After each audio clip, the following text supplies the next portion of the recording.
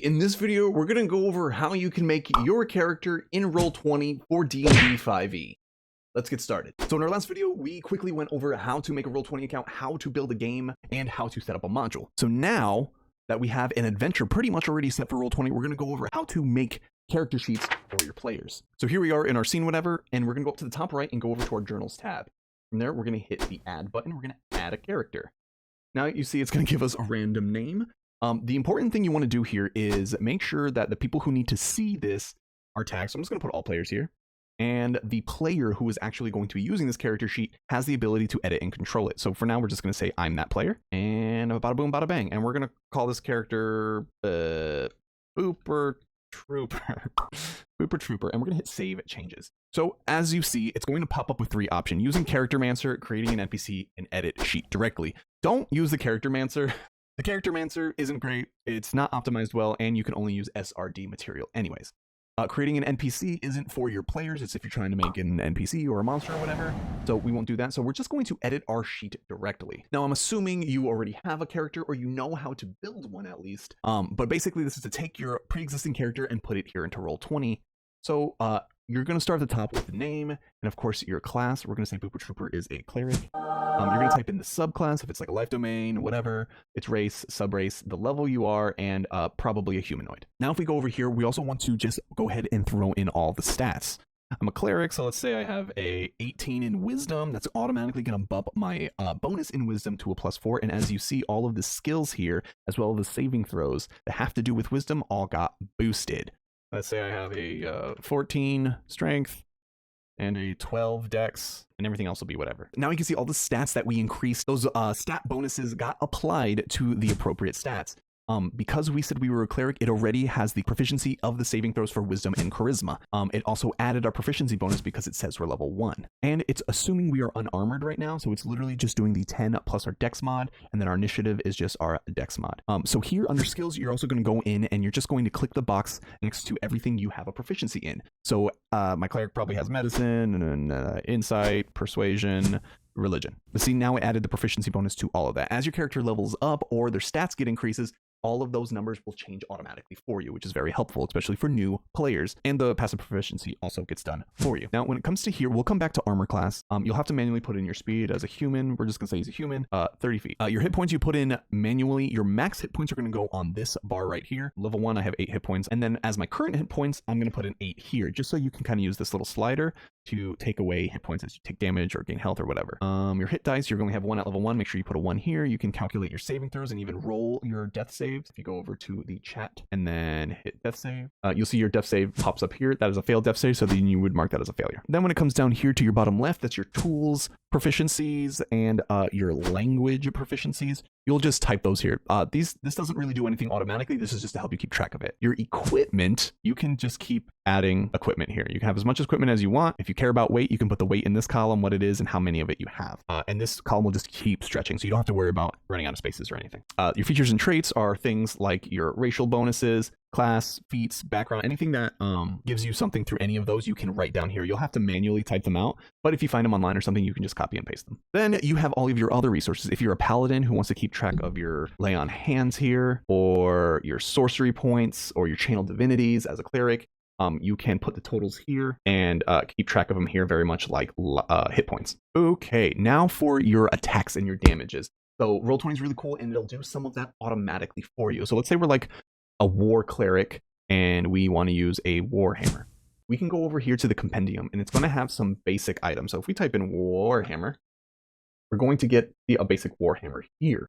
So all we have to do is take that, drag and drop it, and see, now it's given us 2 warhammer attacks. It gave us if we want to do it one-handed and two-handed because it is a versatile weapon, which is cool. It did that for us. And it's also, by the way, going to assume we're proficient in it, whether we are or aren't. If you, for whatever reason, you're trying to use a weapon that you're not proficient in, you're going to have to go over to this little gear icon and unclick the proficiency bonus so it calculates your attack bonuses, right? But let's say we're a war cleric, so we are proficient in a warhammer or a dwarf, whatever. So now all we have to do to attack, we're going to go back over here to the top right to our chat bubble. And if we want to attack with our warhammer, let's say we're doing it one-handed, did. We're going to hit the attack, and if you hover over these numbers, it'll show you how we got it. So it says we rolled a 16, we added a +2 for our proficiency modifier and a +2 for our strength modifier. Now, this is really cool because Roll20 will do this for you, which is really good for newer players. But let's say there's a weapon or something in here that is that's not in the compendium, because the compendium only has SRD content. Let's say we want to add our own weapon. Let's say the great sword's in the compendium, but let's say it's not. We're going to put a great sword here, and we know it's a strength-based weapon. We're proficient and a strength-based. The range is going to be melee. If it's a magical weapon, we can add a magical bonus here. If this is like a cool greatsword that crits on a 19 or 20, you can put a 19 here, but we're just going to leave it as a 20, aka we only crit on a 20. The damage a greatsword does is 2d6, so you're just going to put it just like that, 2d6. It's going to add your strength modifier to that damage. It is slashing damage, I believe. And if you do crit, we want to double those dice, so we're just going to put how much you're going to add if we do crit, which is just another 2d6. Oh, not 2d56, 2d6. And that's pretty much it. So you're going to close this out, and now we have a greatsword, and you can do the exact same thing. We can hit greatsword. Oh, it rolled to see if it hit. And again, to roll damage, what you want to do with either the warhammer or the greatsword, you want to click the word. So if we wanted to roll, let's say, obviously a 20 probably hit with our warhammer, we click warhammer, and then it does those calculations. It rolls the die and then adds +2. It'll do the same thing with the greatsword. Also, as you see, it rolled 2 numbers when we rolled our attack. It's because it's assuming you're rolling with advantage. It's just I like it this way. It's just a quick way to calculate if you're rolling with advantage or disadvantage. So if you're rolling straight, I usually just go with this left number. And if you're rolling with disadvantage, obviously you're going to pick the lower. And if you're rolling with advantage, you're going to pick the higher. If you wanted to change that, you can go up here to the character sheet in this little gear icon. And here under roll queries, where it says always roll to with advantage, you can put advantage toggle. And then you get all these other buttons. So you can hit this right before you roll for advantage or disadvantage, but I just like always rolling with advantage. That's fine for me. Okay, so that's the basics of the core character sheet. Now we're going to go with spells, which is a little different, but kind of the same. So you're going to go over to the spells tab, and you see up here, it'll show you based on your class what your spell casting ability is, your spell DC, and your spell attack bonus. Now, the way you want to add spells is the same way you would want to add weapon attacks. So you're going to go over to your compendium, and you're going to go over to spells, and it'll show you the spells that are available in the SRD. Now, obviously, there are a lot more spells than this, but for now, we're going to hit the filter results up here. And up here, we are going to hit cleric. We're going to be looking for cantrips and level 1s because we're a level 1 cleric. And then we're going to hit apply filters. So now any of these spells you might actually have, you can just drag and drop onto the character sheet. So let's say you probably have healing word. You probably have guiding bolt, drop it. And you probably have Sacred Flame as a cantrip. So now to cast any of the spells, all you have to do is in your spell sheet, just click on the word. And then if we go back over here to the chat, it says we cast Sacred Flame. This is a DC spell. So it shows our spell DC, the save the opponent has to make, and how much damage they'll take if they fail that DC. So we rolled max damage here. But if it's an attack roll like Guiding Bolt, we're going to hit it. And then as you see, it's going to cast Guiding Bolt. Again, it's an attack roll, so it's going to roll with advantage. And then if we hit, we're going to click the Guiding Bolt button. It's going to ask us what level we cast the spell in. We're only level 1, so we're assuming we're casting it at level 1. And as you see, it rolls that damage for us. Now, what do you do if you want to cast a spell that is not in here, in the compendium? You have to build out the spell yourself, which is kind of a pain in the butt, and I'll show you what I mean. So let's say we're going to make the Firebolt spell. So we're going to hit plus here, and we're going to make a brand new spell by hitting that plus. So we're going to call it Firebolt. Firebolt is Evocation School. It is not a ritual spell, but if it was, you can just click that. Casting time is an action. The range is 120 feet, I believe. It's one target. It's one target. There's no material components. So as you see right here, it says VSM, Verbal Somatic Material.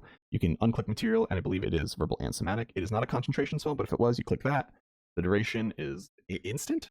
Spell casting ability. So if this is a spell that you learn from some other means and it uses a different attribute other than your spellcasting, your natural class's spellcasting modifier, you can click that. But because let's say this is a spell we're proficient in, we'll just use our base spell, which would be Wisdom. I don't even know what this is.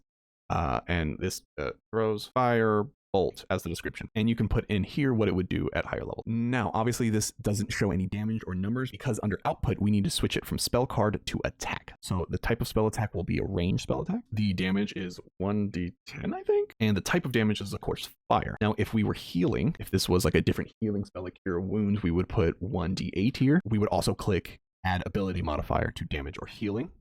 Cantrip progression, yes, cantrip dice. And then is there a saving throw involved in this? No, there's not. But if there was, you would put it here, and then the effect of what would happen if they succeeded on their saving throw. Higher level casting damage. So if this wasn't a cantrip, if this was a level 1 spell or something, and you cast it at higher levels, you can say that it adds this many more damage. Let's say this was a level 1 spell, and every time we cast it 1 level higher, we would add another d10 of damage. And then you can put in the class and the type. You can put all those little information, then you hit done. And now we have a little firebolt spell. So now with all of your spells you put in here, especially the attack spells, if we go back to our core sheet, you can see that they are now all under here as well. So we have Guiding Bolt, Sacred Flame, which is the ones we dragged in from the compendium, as well as our Healing Word and our Firebolt.